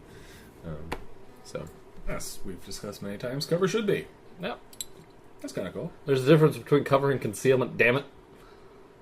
100%. Internet. So yeah, I'm excited to start playing. Yeah. I'm waiting for Marco to come with some technical paints. Get the Van Stars all nice and shiny. Mm-hmm. We talked about it in the last podcast. There's a line of Skull 75 paints that's like chromatic, so it's like one base underlying color, and then it's like blue that transitions a little bit green or something, right? Yeah. So I'm gonna do that up for them. Nice. And look kind of futuristic. It'll work perfect for Advansar, Yeah. which unfortunately is the cheesiest gang out there. It was the one that I wanted to play, but Nick has it, so now I'm just done. I don't think I built them right. I built them like they were on the box, and I don't know how that's going to transfer to the game. So it'll be whatever. It's still going to be good. Yeah. They just, like, anything that hits on 2s is too good in Necromunda. Like, Necromunda is always the game where you're, like, always taking shots that you're pretty sure aren't going to happen. And when it did, you're like, this is amazing. With Vanshar, just break all of that. Yeah. Well, it's like... Like, actually hitting your target in a combat environment is so hard. Right. Right? Like, you look at studies done, and like, in World War I, like, 13% of shots fired by infantry people hit their target. Yeah, it's pretty low. Yeah. And then in 40k, it's like 66% if you're playing on a BS3+. Just give me a D8 system. I know you want your D8 system. It would be so good. Well, you're going to get it because the next game we're going to talk about is Kill Team. Could you imagine a handful of D8s? Yes. I literally rolled that last D&D session. It makes as much sense as a handful of cubes. Yeah. Like... Octahedrons? Yeah. So Like, Kill go Team's for it. coming out. Cool. Kill Team has me pretty stoked. So we've done 7th edition Kill Team, Uh-huh. which was a lot of fun. We did the experimental Warhammer World event. 8th edition Kill Team. Yep. Also a lot of fun. A lot of fun. That was probably the most stressful thing to like TO before the actual thing, because so many people were like, "What can I do?" No, I don't want more of that beer. There, like, so many people were like trying to break the format, or not like trying to break it, but like showing up with ideas of how one would do it. Yes. And I get it, like, some people, that's what they do. It is a fun thing to do when you get going on it. So I'm happy that Kill Team's coming out to make sure that we don't ever have to deal with that kind of stuff. And I think we've talked about this on the podcast before, but Kill Team is just great because it's like you can build a Kill Team of a faction you'd never otherwise touch. Yeah, so depending on... I'm probably going to do the Rogue Traders, because... Not the Rouge Traders. No. So I am going to call it that a lot, damn it. Just because the models, Oh, they're so good. they look so cool. We haven't seen all of them, but they fill out a lot of the... Not even like characters that you've heard of. It's just like, oh look, here's a death cult assassin. Like, sure, they existed like way back in Witch Hunters. 5th edition. Yeah. But they didn't... They sort of fell by the wayside. I think they still exist. The pewter. Yeah. Yeah. It's going to allow you to enter into I mean, we talked about the fluff of these things. Enter into kind of a niche area of the fluff that is going to satisfy. It's going to make me super happy because, like, it's stuff that doesn't fit into an army. Like, there's no army that's going to have a rogue trader leading it. Totally. I'll be very surprised if that ever happens. But I just like the idea, like, I don't even know what any of the models are called. It's just like a rogue trader and then a guy that looks like he should be in Star Crash. Like, just so many good sculpts. It's Han Solo and Chewbacca. There's just like, why are these two guys hanging out? Yeah, it's because they're pals. A life debt. But You would find out if you watched the new Han Solo movie. I have not watched the new Han. I've only just... You're going to love it, and I haven't told you the spoiler. I mean, is it the spoiler that everyone's talking about? Oh, the one at the very end? Yeah. With Crimson Dawn? Yeah. Yeah. Yeah. No, that was... You Okay. guys, like, said it in front of me, you and Connor. No, we're bad people. Yeah, it's okay. I'm pretty sure also I was there when we also said it. I also don't mind spoilers. Like, people, like, get their shit so hot about spoilers. I'm like, no, you don't know how it happened. You don't know why. Like... Fair enough. I also have a brain like a sieve, so I just forget. Well, like, you're watching a movie and you're like, oh, you told me that the good guy won and the bad guy lost. Like, go to hell. That's every movie. Like, Except for The Empire Strikes Back. yeah, well, then they just... That was a twist. That was a twist. Yeah, it's going to be cool. Kill Team, it's going to be a completely new game set, which is what I like. It's new mechanics. It's not going to be like, pick this model from your codex. It's like, no, here are the models you can choose from. Having an entire kill team of orcs armed with flamethrowers is kind of hilarious. Very brutal. I love it. Yeah, I'm looking forward to that just because I might, like, do, if not the Rogue Traders, like, Gene Stealer cult kill team. Oh, also great looking model. Yeah, range. and, like, tons of conversion potential. Because, like, I don't want to do an entire army, but when they announced that new model of, like, the guy with 3 arms and each one has a pistol, I was like, that's each like... one has a revolver. Yeah, I was like, holy shit, it's, like, Tex Gene Stealer. He's here, like, to shoot you at high noon. Give me that. He's here to shoot you at 30 o'clock. But yeah, like, I like this. I like that it is a game that you can pull from your collection. I think that they are releasing stuff like the Rogue Trader, and I don't know what the bad guy models are. They're not chaos. It's just like... They're like mutants. And Yeah, weird, just gross. abhumans. Yeah. And basically non-sanctioned mutants. And I was looking at the models, and like some of them just like grossed me out in like a way that I was like, people are gonna have a lot of fun with these. Yeah. And I'm excited for those models to show up in like Chaos Emeralds and stuff. Yeah. Yeah, man, they're going to be awesome. And I think, yeah, they're gonna have to produce a couple of Kill Team specific models, I think, for it to get any sort of traction and any sort of support. I'll probably get a couple starter sets just to get a bunch of that new terrain. Yeah. Oh, yeah, man. Yeah. And look for a Hogtown or Kill Team event in November, December. If you want to split the starter set, I will totally take those Rogue Traders off of you. Yeah. Well, is that the one with the new terrain in it? I don't know. Yeah, no, the Rogue Trader one comes with like a board game element as opposed to the cool new Imperial City terrain. Okay, we'll talk. Yeah. I mean, deaths. Yeah, and like I like that they've been kind of leaking slowly the rules like they did with 7th edition. 8th edition. We're not going to go into like what each one had, but there's going to be stratagems, which is nice because when we ran the 8th edition kill team, a lot of people were wanting to use their specific stratagems, and they just functioned weird with like single models and stuff. So I'm really looking forward to that because it is one of my favorite events that Hogtown runs. Yeah. Oh, it's a blast. Mm-hmm. It's so much fun. Just to see the variety of armies that come out. People put a lot of work into their kill teams, and I think that's the coolest part. You're focused on such a individual thing, because Necromunda's cool, but like you said, picking from your existing model range and just being like, I'm going to put so much extra work into these guys. Well, and like there were a lot of cool like conversions that came out of that kill team thing. Like, I think the one that everyone sort of saw and talked about was like Nick G. He rolled in with like big dick energy, female space marines, bubble helmets, like a bike. That was like some of the coolest stuff that I have seen come out of the Hogtown 40K group, like conversion wise, in a long time. With apologies to Jesse McGibney, the guy that can make like spooky demon robots out of stuff he finds on his couch. Toilet paper rolls and dryer lint.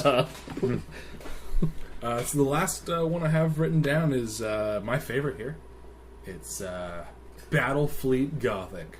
Antiques. So this is, I don't know, for some reason this game has always just grabbed my imagination since I walked into Games Workshop for the first time when they used to sell this on the shelves.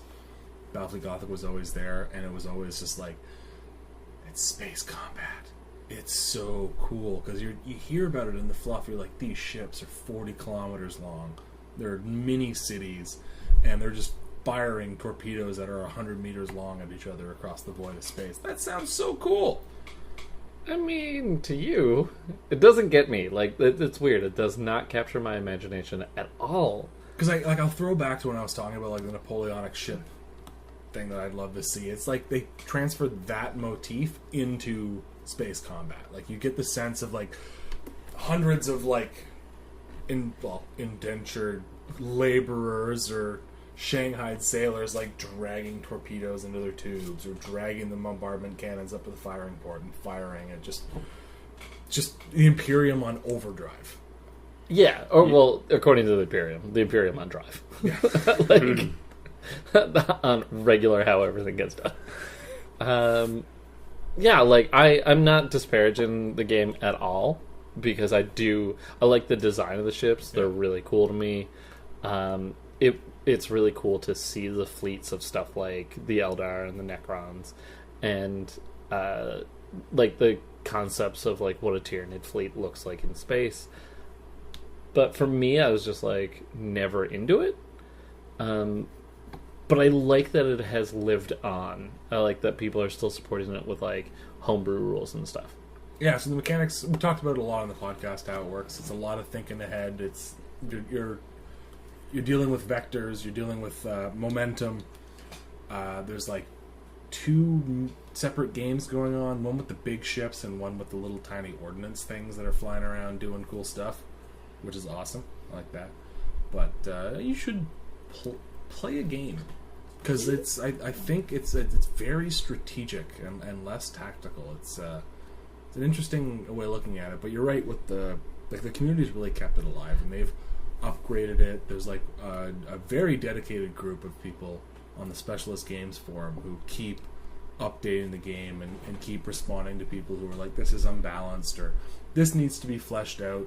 And it's a fully fleshed out living rule set that is so fluffy and so fun, and every navy, fleet, whatever. Navy kind of has the word navy in it, which kind of denotes water.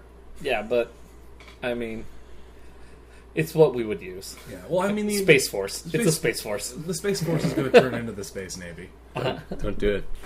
Listen, it's not my fault. Don't do it. Also, you can't announce Space Force and then not follow up. That can't be a thing for the news cycle. Like, it is. This is the new reality. I hate the new reality, and also reality has no place in the new reality anymore. Where apparently you can just be like, I didn't say that, and people are. I said I wouldn't talk about it. I'll be good. Well, I just sent you a meme. I don't know if you saw it yet. No, I have not. It's a picture of the Emperor. Oh no! And he goes, "I talked to Horus." And he didn't do it. He denied it powerfully. I'm just going to start calling him President Reek.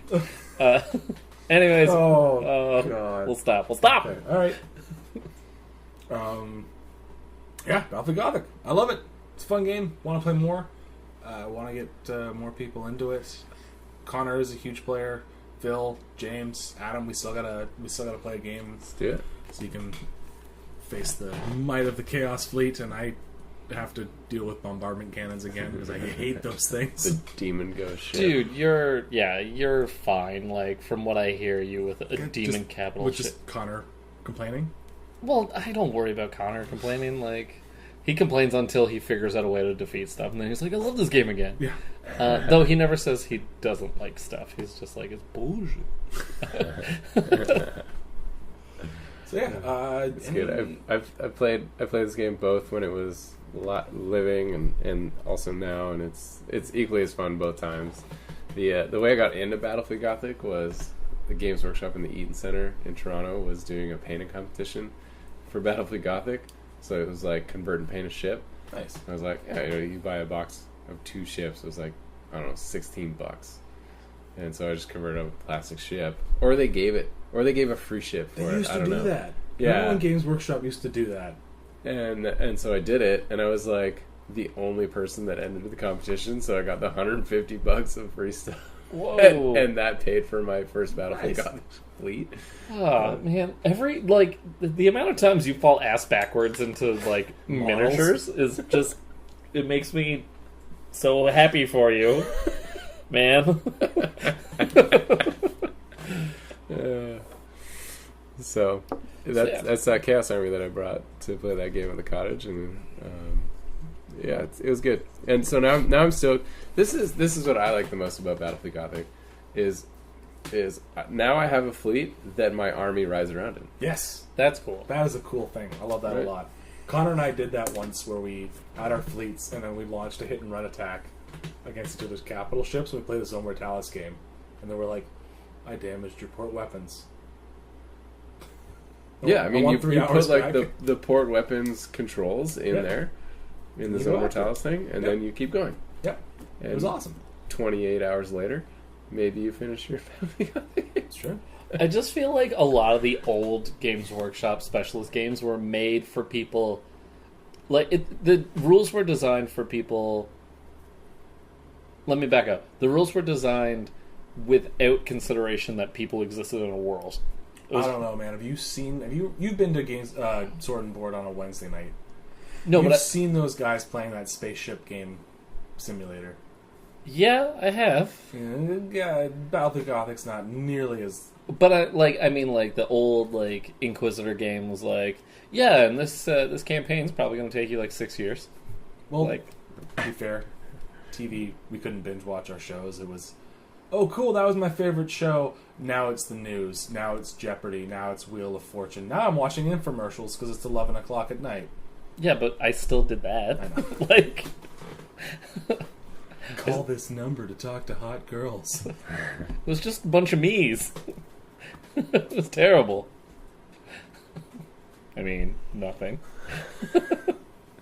Still worked. As Paul keeps talking himself deeper into a hole. It's okay, I am ashamed. I think, so final comments on specialist games? I mean, the same thing I said off the top. It's a great way to get a break from the hobby without taking a break from the hobby. Yeah, Uh, at pretty low investment overall, Yeah. right? You spend $100 here, $200 there, and you have what you need to play. Yeah. Like, Titanicus is the most expensive game, and even that is $250 Per person. Per person. I think Games Workshop is really heavily reinvesting in these things too. And I think we're going to... there's been rumors going around for a while of a new Battlefield Gothic relaunch. Mm-hmm. Interesting to see what that brings, but with, Kill Team being super fleshed out and not just a one-off, with Necromunda being a full-on release, Titanicus, Blood Bowl having strong support, I think we're really going to see a resurgence of specialist games, which is kind of cool. Yeah, and it kind of speaks to the how much cheaper producing these models must be. Oh, yeah. Design, Especially on computer. Mhm. Literally, you take your Warlord Titan that's already on computer, scale it down, redo the sprue vents, and you're done. mhm. Right? I don't know, but I bet it's very close to that. Yeah. I mean, maybe Uh-huh. shove a couple of pieces together because they're too small, but I don't know. Yeah, I just think the clip at which they're putting out models, it fits in the idea that like some models are limited run. Like Necromunda's not going to exist forever. We got that sort of taste back with like Space Hulk and We didn't even talk about that. no, because Space Hulk's got no support. Cool game though. It's a board game, isn't it? Yeah, it's Yeah. a lot of Blood Angel Terminator still kicking around from that though. The dead guy in the chair. So cool. And also pre Mephisto and Mephiston. Well, Adam opened our last beer. Is it our last? So you know what that means? I think it's time for fun time. You guys want to say it with me? 1, 2, 3, fun time. Your upstairs neighbors must be so confused. Its soundproofing is actually pretty good in this place. Like I hear them walking, but I think that's just. But I've had like 10 people down here playing Anomia at 1 o'clock in the morning, screaming at each other. Never heard a complaint. Yeah. I mean, maybe you're just terrified to them. Fair enough. Yeah. Well, I don't know. They're pretty open. Like you used to, when you parked your bike up there, they texted me like some weird man is parking his bike and locking it to our railing. Well, it's like, I was like, that's my friend. uh-huh. We're recording a podcast. Oh, have fun. Yeah, you see, my landlord is way too invested in my business. Like, I will get an email that's like, hey, I noticed that the AC was running. Are there people home? Ooh, The AC shouldn't be running if there's no one home. I do not like that beer. Oh my No. god. It's, Who brought this? that was me. La Cloche? Oh, Bel- yeah, it's like weirdly a bready blonde. La Cloche. Yeah. Belgian blonde. It's fine. Sudbury, Ontario. There's something about it that just turns my taste buds off immediately. Yeah, it's the, like, farmy kind of... It's 7%. It's not Oh. bad. No, because you can't even notice that. No, it's this weird taste. I can't even describe it. It's funny because it's. I used to say it's like really hard to brew a good tasting strong beer. I haven't even tried it yet because I'm Yeah, take a sip. enjoying you guys not enjoying it. Oh, I'm- nowadays, man, it's so like I've had some great like 7% IPAs. They're my favorite, like high alcohol content, high IBUs. Those are my favorite IPAs. Dude, catch me on like a Saturday or a Sunday afternoon at Ronnie's. I would if you ever invited me, Paul. Dude, I'm It's just weird. there. This beer's weird. Yeah, it's off. Ew. We had this 2 weeks ago as well. Oh, did you? Yeah. When I wasn't here. Yeah. Oh, why'd you get it again? I didn't know. It's honestly, it's the sweetness. I'm a masochist. If you would have learned, I wouldn't have to suffer through this. We all have to suffer together. Suffering is eternal if we're gonna listen to. Anyways, yeah, it's the sweetness that's weird. Yeah, it shouldn't be sweet. Because like you're expecting it to be dry and funky, but it's sweet and funky, so it tastes like rotting meat. All right, you ready for fun time? Give me fun time, my baby. So today's fun time is another odd piece of Toronto history. I love an odd This piece. is called the Great Stork Derby. Go ahead. So the Great Stork Derby was a contest held from 1926 to 1936 in which women residing in Toronto, Ontario competed to produce the most babies within a decade in order to qualify for an unusual bequest in a will. It was one of What? Wait. So some person who's about to die was like, I want Wait. ladies to have babies. What And I would friggin' give them something. lunatic? It gets better. It is one of the many unusual requests bequeathed in this will, along with giving a vacation home in Jamaica to a group of 3 men who absolutely hated each other on the condition that they live in the estate together indefinitely. What? So this is like a YouTube troll before YouTube came Also, around. Who yeah. was really rich. This is a newspaper He troll. also left in his will controlling interest in a few breweries in the Toronto area to a group of prominent teetotaler Protestant ministers if they participated in its operations and collected its dividends. Who is this guy? Is it time And- traveling me? And stocks in a local horse racing club to a group of anti-horse racing advocates. What is wrong with this man? The race was the product of a scheme by Charles Vance Miller, a Toronto lawyer, financier, and practical joker who bequeathed the rest of his entire estate to the woman in Toronto who could produce the most children in the decade following his death. So you're telling me that Loki has come to Earth and has a will? Litigation over the validity of the will had to be taken all the way to the Supreme Court of Canada, which then upheld that the clause in the will was valid. The court then upheld that this did not include illegitimate children. That is bullshit. 11 And families. what did they say was an illegitimate child out of wedlock? to be married. Okay. That's stupid. I mean, at this time there was no DNA testing, so I mean... Yeah. But no. So 11 families competed in this race. Quote, baby race. Well, hon, it's time to go to work. 7 of them were disqualified, but eventually Judge William Edward Middleton ruled in favor of 4 mothers. Annie Catherine Smith, Kathleen Ellen Nagel, and Lucy Alice Timleck, and Isabel Mary McLean. Why were they disqualified? It doesn't say. So they each received $100,000 for their 9 children each. Holy. They tied. 3-way tie. Ooh, you know what? You know that one of those got that while she was pregnant, too. Like... Like they're going for number 10. Yeah. And they're like, frig, we didn't get it in. Like, I was really hoping for a preemie. Yeah. So, as a nod to this, and we got to find this beer now, Toronto's Muddy York Brewing Company has produced a Stork Derby Stout as a nod to this event. But, like, that is... I like the vacation home to the 3 people who hated each other as long as they lived there together indefinitely. Also, who's checking that? Like, once you're moved in. A lawyer? Yeah, but, like, do you think that this guy has goons? Yeah. He definitely has goons. Tastes like soap. Yeah, this beer is friggin' trash. It's got a soapy flavor. Mm-hmm. You brought it, you get to finish it. Okay, so here's the question to make this a little extra fun. If you were this guy today, what is the will you would write at this time, in this age, in this decade? Paul just poured the rest of the beer out of the sink. Oh. Smart move. Man, what kind of shenanigans would I Well, I write? probably wouldn't encourage women to put themselves in severe harm's way, considering No, the but, technology of the don't- 1930s. Don't appeal to the social movements of today. You're supposed to butt against that. Like, put yourself in this guy's shoes, but in this decade.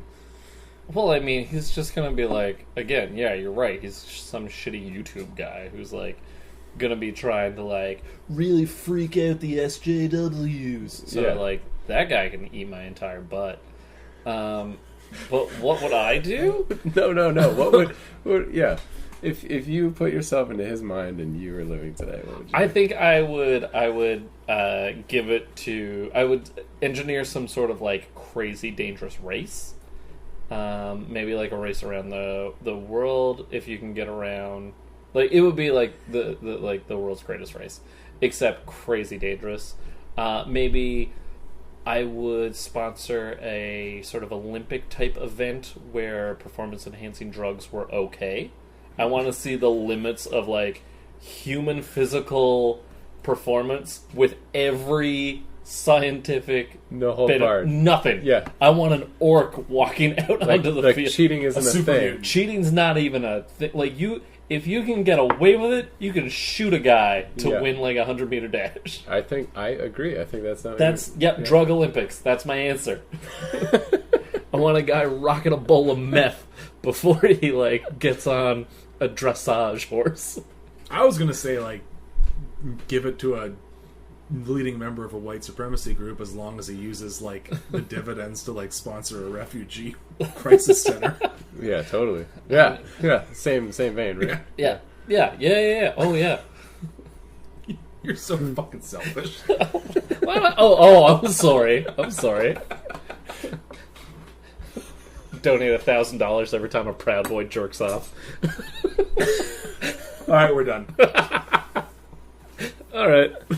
I'm gonna call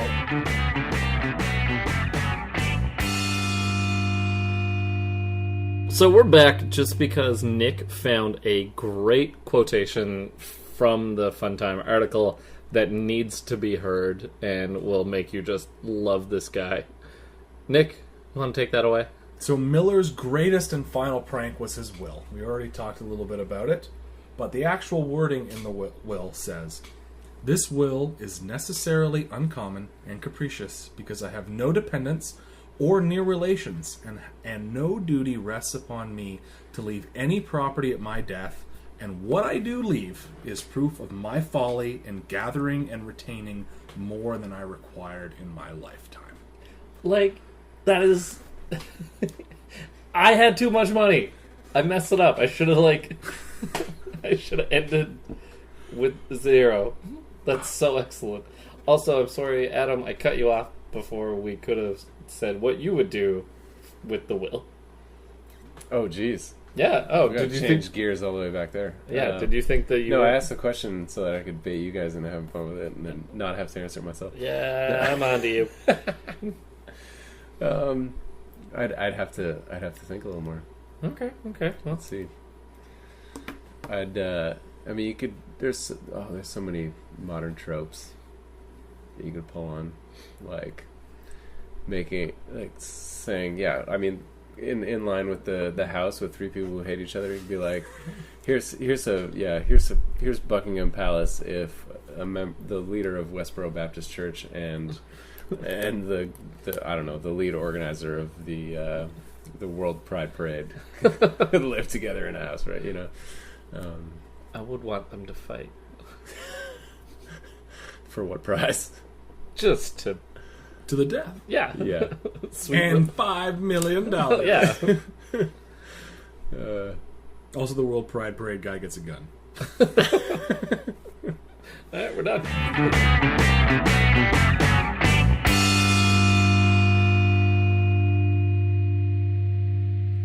Like a monkey in a rocket on his way back home.